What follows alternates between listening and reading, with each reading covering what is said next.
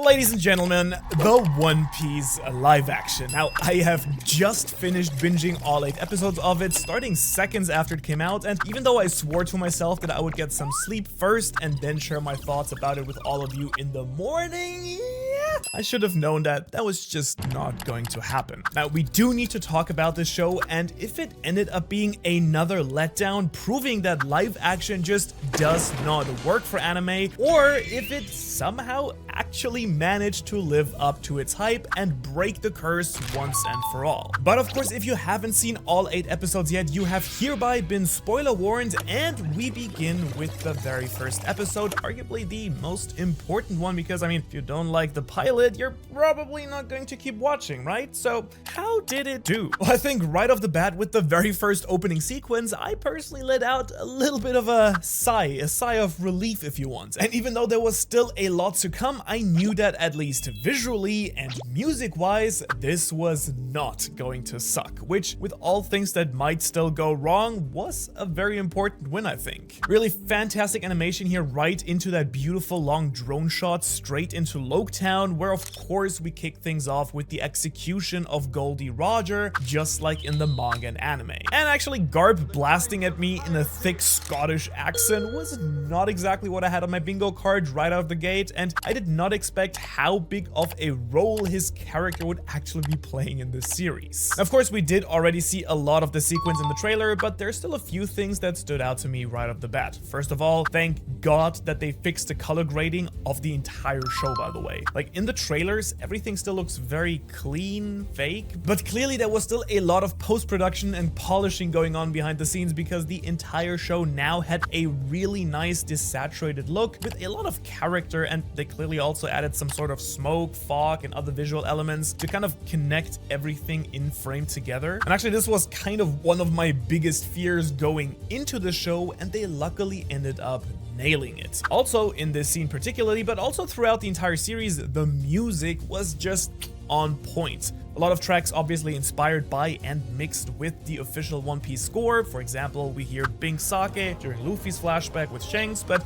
also a bunch of original music that still was very nicely inspired by the characters that they included. For example, a jazzy French-like tune in the Baratier, or the Spanish theme in the scene with Mihawk. It's kind of a little nod to him being based on a Spanish conquistador. But anyways, what also became very clear within like the first 3 minutes of watching, the One Piece live action is brutal. Like, what the, like, just the first episode alone, we get Roger being executed pretty gruesomely, dare I say, Alvida crushing someone's head with her club, and Zoro just straight up cutting the Baroque Works agent Mr. 7 in half, which then overall kind of leads to this general really strange mix of gory seriousness, but also this lighthearted comedy with the look of the many quirky characters in One Piece that we know and love, which kind of feels bizarre, but honestly, it's just exactly what I personally had been hoping for, keeping the series fun side, but also still appealing to an adult audience and making things a little bit more mature, though I didn't quite expect things to go as mature as full-on nude Helmeppo playing with his sword. Okay, but going back to the fights, the battles and choreographies throughout the series were also insanely well done. Highlight for me personally being Sanji's and Zoro's team up in the last episode, and of course the perfect copy from the anime of Zoro's and Mihawk's fight. And actually, speaking of visual elements, the special effects in the show were really spectacular at some points. Buggy CGI and that of the Sea King were insanely well done, and just overall there was a really nice mix and balance between physical and digital effects being used. 2 notable exceptions to this though that stood out really weirdly were, one, Zoro's sword shattering after his clash with Mihawk, only that it really looked like really gruesomely bad CGI, and the second time was actually Chu catching fire in his fight with Usopp, where it kind of just looks like they set up a mannequin and set it on fire, and then it suddenly just keels over in the wrong directions. In fact, in contrast to all the other fantastic and flawless effects up to this point, this scene with Chu in particular made me actually laugh out loud for a second just for how much it stood out to me. And another thing that I thought was consistently great throughout the entire show were the locations and islands. I mean, Loketown just looked insane. Luffy's home Fuchsia village looked perfect as well. Same goes for the marine base and Syrup village. And most importantly, the show really managed to bring these places to life, like this little safe here and the map room inside Morgan's marine base in the first episode, just really filling these locations with life in my opinion. And really the only exception to this for me was Nami's hometown Kokoyashi village in the last 2 episodes, because even though all of these locations had a unique and fresh take on them, Nami's hometown kind of missed that feeling of a small village in paradise that secretly is being tormented by Arlong. I mean, whatever this is just a little bit too rural for me. But speaking of the changes to the island in general, you probably also noticed that overall the entire One Piece world has been made a little bit more modern in this show. Like the party bar in Luffy's flashback has neon lights, electricity does seem to be like just a regular thing in this version of the One Piece world, and many of the outfits in the series are also just like straight out modern day clothing. Now, I'm personally a little bit torn about this decision, to just be completely honest with you, because on the one hand, I do really dig the overall aesthetic that they were going here for, plus there actually is a large variety of technological levels in the One Piece manga as well. But at the same time, part of the original story's charm for me is that most places in the One Piece world are kind of stuck in a pre or maybe at max mid-industrialization era, where only some unique places in the Grand Line actually have access to any sort of advanced technology, with maybe the exception of the world government, who actually uses their technological advantage and knowledge to rule over the rest of the world. But again, aesthetically, it is a really cool take on the world here, and I can probably roll with it. And speaking of Luffy's childhood flashback, actually, I have very divided feelings here, and I'll start with the negative this time. Now, I personally don't really buy neither Shanks nor his first mate Ben Beckman here. For Ben Beckman, nothing against the actor, but this is one of the very few really bad castings in the show in my opinion. I mean, this guy neither looks nor feels like the tall, chill, and kind of lean guy who we know from the story. As for Shanks, I mean, the actor Peter Gadiad actually I think looks quite a lot like Shanks and also did a great job portraying him. It's just his costume, I guess, was just kind of off. Like, the straw hat is just way too small and doesn't look as worn and torn as it kind of should be after having been passed down to him by Roger. Now, of course, I did absolutely love Shanks doing his finger gun towards the mountain bandit and then Lucky Roo just actually firing the shot. That was pretty cool to say the least. Also, the final scene with him and Mihawk that they perfectly copied from the anime was really nicely done as well. And this has nothing to do with Shanks per se, but the way that they showed his Conqueror's Haki to shoo away the Big Sea King was kind of a little bit underwhelming, I found. I mean, not sure if you get that too. I just think it could have used a lot more power and gravity to it visually, but maybe also sound-wise. And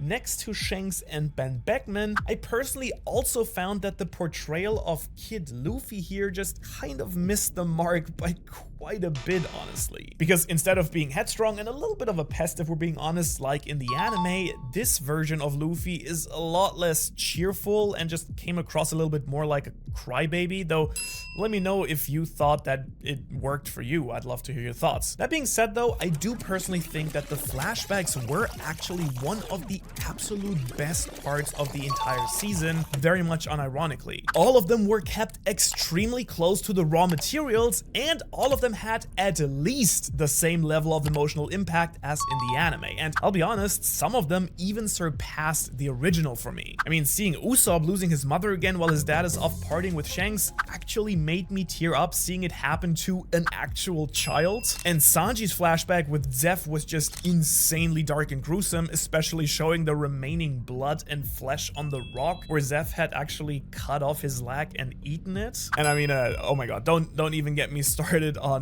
Nami's one. I mean, yeah, Belle-Mère looks a little bit too old here, I think, and yes, they didn't straight out show her being shot in the head by Arlong like they did in the manga very openly, but honestly, it was heavy enough the way it was. And so I think most importantly, all of these flashbacks actually made me truly care and empathize with this version of the Straw Hats once again, so it might not be a big surprise for you when I tell you that the backstories were actually one of the most important things in the show to get 100% correct for the author Eiichiro Oda. And in fact, I do think that most characters in the show have been portrayed pretty much perfectly. I mean, Mihawk, Helmeppo, Kobe, Zeph, Nami, Sanji, Usopp, and of course we'll also get into the villains in a moment as well. Also, I will admit that halfway through the first episode, by the way, during the bar scene here, I did end up switching from English to the Japanese dub, which for me personally made a ton of stuff work really well throughout the rest of the show that seemed to be a little bit cringe, at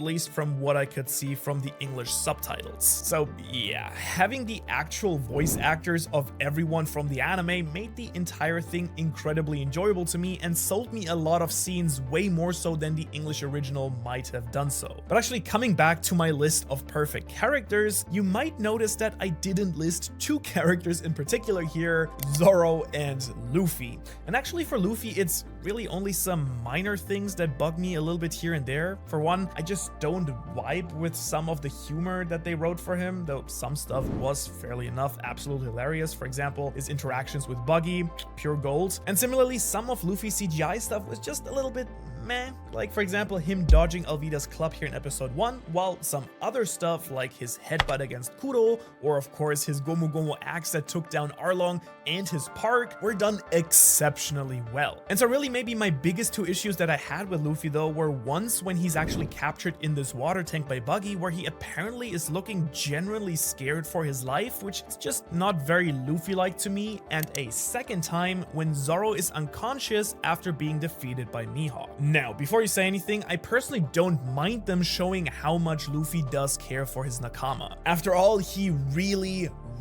does. I mean, we know that, but the way that Luffy behaves and kind of overreacts here just doesn't seem like something that the real Luffy would do, if you get what I'm saying. Other than that though, I'm more than happy to say that Iñaki Godoy did a great job bringing the character to life. That is actually a character that's really hard to actually bring to life, I think. And I'm also more than happy to admit that often enough he just hit the right tone in such a way that I just couldn't help but catch myself grinning over it. Which now brings me to maybe the biggest criticism I have of the entire show, which is my favorite character in the entire series, Roronoa Zoro. And first off, to get it out of the way, visually, the casting and costume of Zoro are flawless. No complaints here. But oh boy, does it go downhill from there for me. Because to me, this is not Zoro that we're seeing here, but someone maybe cosplaying Zoro, what they would be like. Now, to be clear, I don't really know if this is to blame on the writing staff or on Makenyu's acting, or maybe a combination of both, but this character just feels like a really big disappointing miss to me. And so let me explain a little bit. Because the Zoro that I and so many other people in the world love and respect so much is actually cool, not because he says cool things and doesn't cry. It's because Zoro is someone who believes so strongly in his own strength, but also in his path that he has chosen as a swordsman, that he genuinely doesn't really care what people he doesn't care about think about him. Now,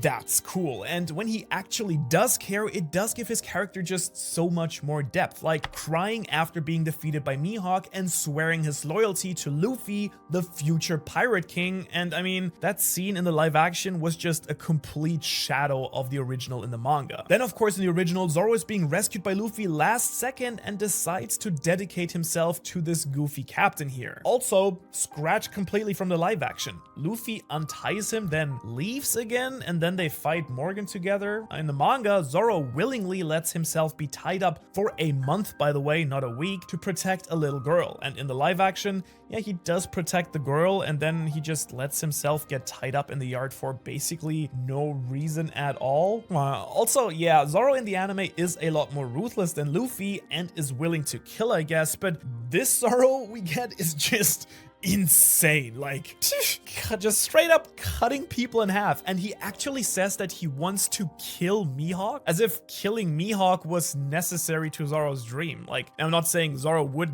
never kill Mihawk in the manga, but clearly his goal is to try and beat him in a duel of skill to take his title, not by killing Mihawk. So really just the entire I don't laugh because I'm too cool kind of thing to me just feels like someone who's kind of overflowing with insecurity and not like the coolest character in the world who doesn't care about anything except his friends. Now his counterpart Sanji, on the other hand, chef kiss. No pun intended. The scenes with him on the Baratie and with Zeph were perfect, and just like in the manga, once he actually joins up with the crew, his chemistry with the rest of the Straw Hats is just off the charts. Which now actually brings me to the other big thing that will be so controversial about this adaptation, I think. And that's that they did end up changing a lot. And I mean a lot more than I ever had anticipated. We get more Buggy, who was without any doubt to me the standout performance of this season.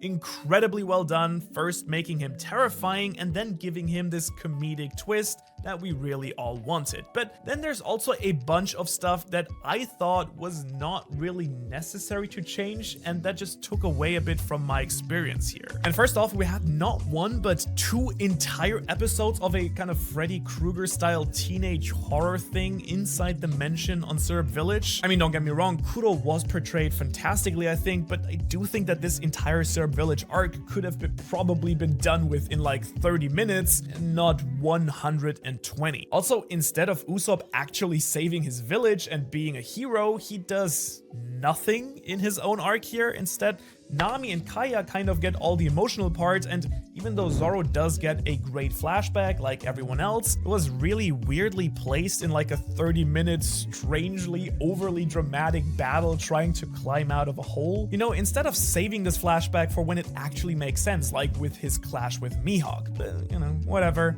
Also, I feel like the show really missed out on building some real suspense and mystery for the audience at times. Like, for example, even without knowing anything about One Piece, it was so obvious that Kuro is the bad guy like 5 minutes into the episode, and similarly later on, Nami betraying the Straw Hats and revealing herself as part of Arlong's crew could be such a awesome shock moment for new fans, and instead it's kind of made painfully obvious multiple times that she really doesn't want to go before she then actually leaves, while also saving Luffy's life and then also blaming him for Zoro almost dying. Anyways, the next big change was of course to have Arlong and the Fishmen appear way early in the story, which honestly I think worked pretty well. Well, had it not been for that one weird fight between Arlong and Luffy at the Baratie where he just completely wiped the floor with Luffy, which canon-wise, And of course there was the biggest change of all, Garp being the main marine antagonist chasing Luffy through the East Blue. And while I actually genuinely really like this idea as a concept, basically kind of taking Garp's interaction with the Straw Hats on Water 7 and kind of weaving it earlier into the story here, the execution of this entire thing was just not that well done, I think. First off, we're meant to believe that Garp seriously wants to capture Luffy but can't, which we know given how powerful Garp is would be no problem for him to do whatsoever. And then at the end it's kind of supposed to have been all this twist and a test to see if Luffy was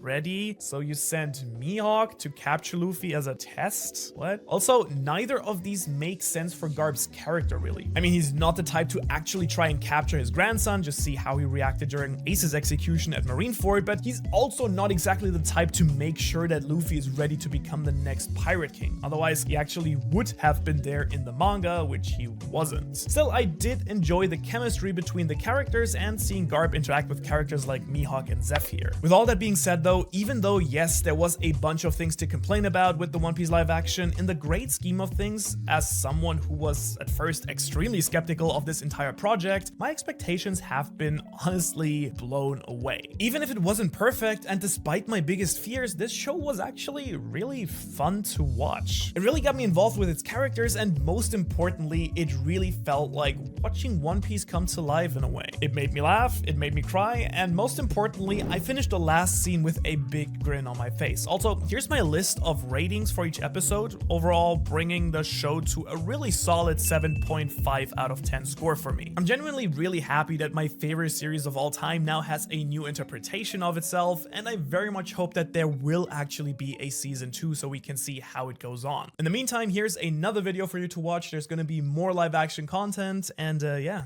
thanks for watching. Time to go to bed.